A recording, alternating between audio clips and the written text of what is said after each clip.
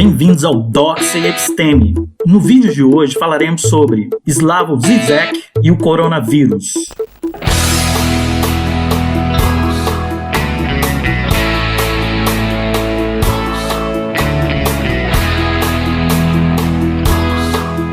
Vivemos em uma sociedade que não para. O ritmo é frenético. Não temos nem mesmo o direito de adoecer, porque doentes precisamos de repouso.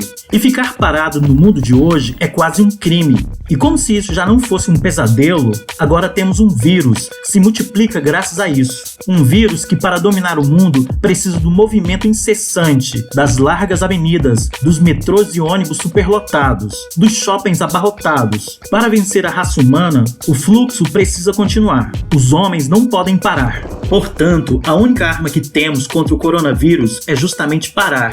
Por essa razão, precisamos reduzir a velocidade em que estamos vivendo. É bem provável que vamos aprender muita coisa com o coronavírus, que possivelmente possa melhorar a nossa vida. Tem muita gente boa dizendo isso. Entre elas, Slavoj Žižek, um filósofo esloveno, nascido na antiga Iugoslávia e professor da Universidade de Londres. Ele trabalha com temas como filosofia continental, teoria política, estudos culturais, psicanálise, crítica de cinema, marxismo, hegelianismo e teologia. Vamos agora ao seu artigo.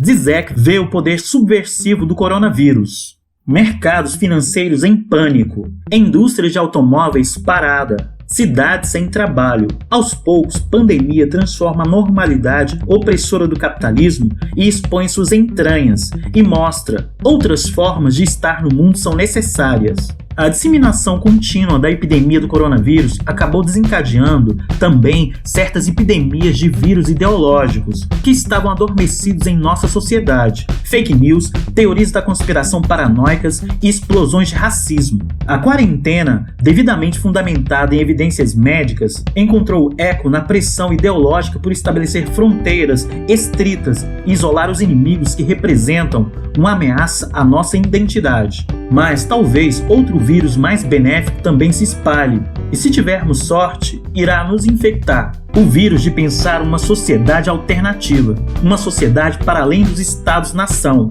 uma sociedade que se atualiza nas formas de solidariedade e cooperação global. Especula-se que o coronavírus pode levar à queda do regime comunista chinês, do mesmo jeito que a catástrofe de Chernobyl foi a gota d'água que levou ao fim do comunismo soviético, como o próprio presidente russo Mikhail Gorbachev admitiu. Mas existe um paradoxo nessa situação. O coronavírus também nos levará a reinventar o comunismo, com base na confiança das pessoas e na ciência. Na cena final de Kill Bill 2, do diretor Quentin Tarantino, Beatrix derruba o vilão Bill, destruindo-o com a técnica dos 5 pontos para explodir o coração, o golpe mais fatal das artes marciais. O movimento consiste na combinação de 5 golpes com a ponta dos dedos em 5 pontos de pressão diferentes do corpo do alvo. Assim que a vítima se afasta e dá 5 passos, o seu coração explode dentro do corpo e ele desmorona no chão. Este ataque faz parte da mitologia das artes marciais e não é factível nos combates da vida real. Porém,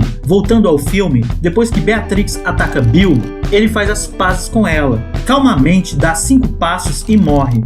O que torna esse ataque tão fascinante é o tempo existente entre o golpe e o momento da morte. Posso manter uma agradável conversa enquanto permaneço sentado e sossegado, mas durante esse tempo estarei ciente de que no momento em que eu começar a andar, meu coração irá explodir e eu cairei morto. Não se parece com a ideia daqueles que especulam como o coronavírus levará o sistema comunista chinês à sua queda? Uma espécie de técnica dos 5 pontos para explodir o coração. Social. No regime comunista do país, as autoridades podem sentar-se, observar e atravessar os momentos da quarentena, mas qualquer mudança real na ordem social, como por exemplo confiar nas pessoas, resultará em sua queda.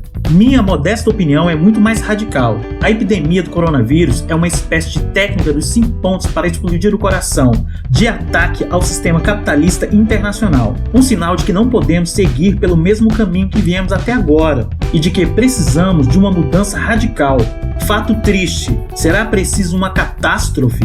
Há alguns anos, Frederick Jameson chamou a atenção para o potencial utópico dos filmes sobre catástrofes cósmicas. Um asteroide que ameaça a vida na Terra ou um vírus que mata a humanidade, por exemplo. Tal ameaça global dá origem à solidariedade global. Nossas pequenas diferenças se tornam insignificantes. Todos trabalhamos juntos para encontrar uma solução. E aqui estamos hoje, na vida real. O ponto não é sobre curtir sadicamente o sofrimento generalizado, porque ele ajudaria a nossa causa. Pelo contrário, o ponto é refletir sobre o triste fato de que precisemos de uma catástrofe para nos permitir repensar as características básicas da sociedade na qual vivemos.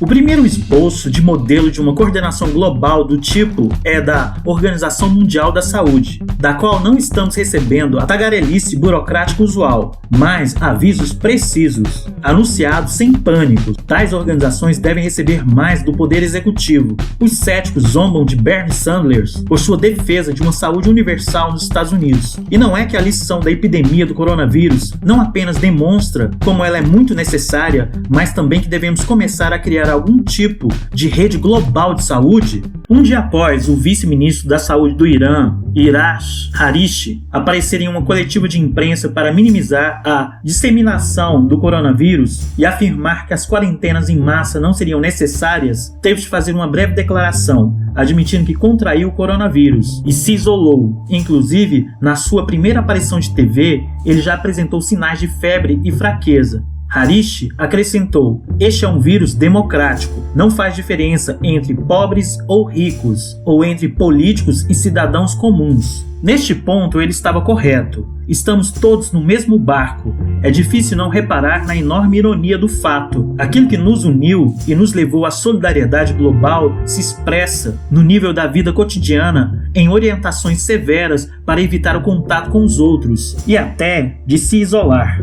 Além do mais, não estamos lidando apenas com ameaças virais. Outras catástrofes já estão surgindo no horizonte, ou mesmo acontecendo. Secas, ondas de calor, tempestades fora de controle, etc. Para esses casos, a resposta não é o pânico, mas o trabalho árduo e urgente para estabelecer algum tipo de coordenação global eficiente. Só estaremos a salvo na realidade virtual? A primeira ilusão a ser dissipada é aquela formulada pelo presidente dos Estados Unidos, Donald Trump, durante sua recente visita à Índia, onde ele disse que a epidemia recuaria rapidamente e que só precisaríamos esperar pelo seu pico que a vida voltaria à normalidade. Com essas esperanças fáceis, a primeira coisa que precisamos aceitar é que a ameaça veio para ficar. Mesmo se a onda passar, ela reaparecerá em novas formas, quiçá bem mais perigosas. Por esse motivo, podemos esperar que as epidemias virais afetem as nossas interações mais elementares com as outras pessoas e objetos ao nosso redor, incluindo o nosso próprio corpo. Evitar tocar em coisas que possam estar invisivelmente sujas, não sentar em assentos sanitários ou bancos públicos, evitar abraçar pessoas ou apertar as mãos. Podemos até passar a ter mais cuidado com gestos espontâneos, não encostar no nariz nem esfregar os olhos. Portanto, não serão apenas o Estado e outras instituições a nos controlar.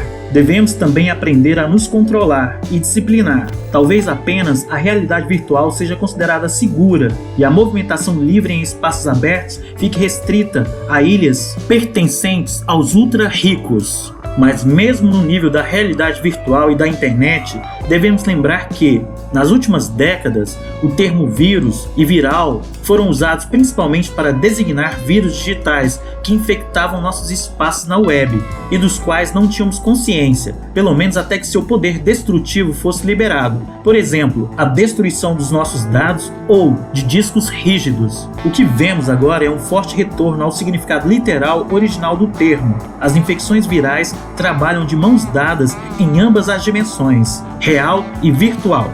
O retorno ao animismo capitalista. Outro fenômeno bizarro que podemos observar é o retorno triunfante do animismo capitalista, de tratar fenômenos sociais como mercado ou capital financeiro como uma entidade viva. Lendo a mídia empresarial, ficamos com a impressão de que, na verdade, que não deveríamos nos preocupar com os milhares que morreram, nem com os outros milhares que ainda vão morrer, mas com os mercados que estão ficando apreensivos. O coronavírus perturba cada vez mais o bom funcionamento do mercado mundial e, segundo o que ouvimos, o crescimento pode cair 2 ou 3 pontos por cento. Tudo isso não indica claramente a necessidade urgente de uma reorganização na economia global que não esteja à mercê dos mecanismos de mercado? É óbvio que não estamos falando do comunismo às antigas, mas de alguma forma de organização mundial que consiga controlar e regular a economia, bem como limitar a soberania dos Estados-nação, quando necessário. Os países já conseguiram fazer isso no contexto da guerra no passado,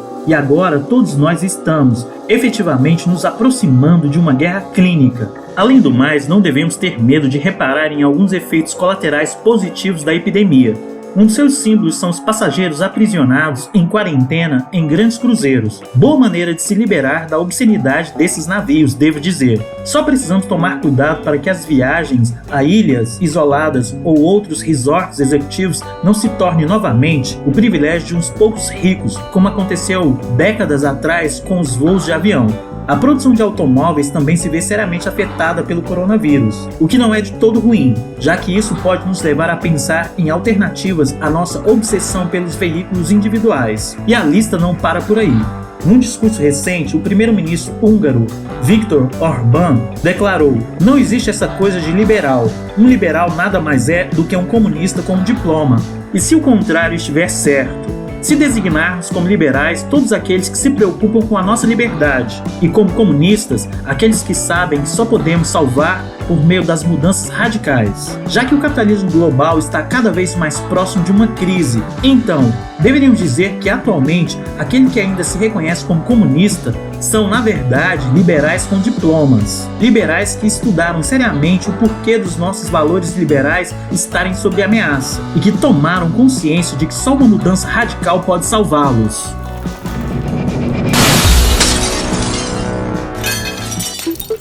Muito obrigado a você que assistiu o vídeo até aqui. Caso você tenha gostado do vídeo, dê um like, assine o canal e compartilhe com os amigos. Forte abraço e vitória sempre!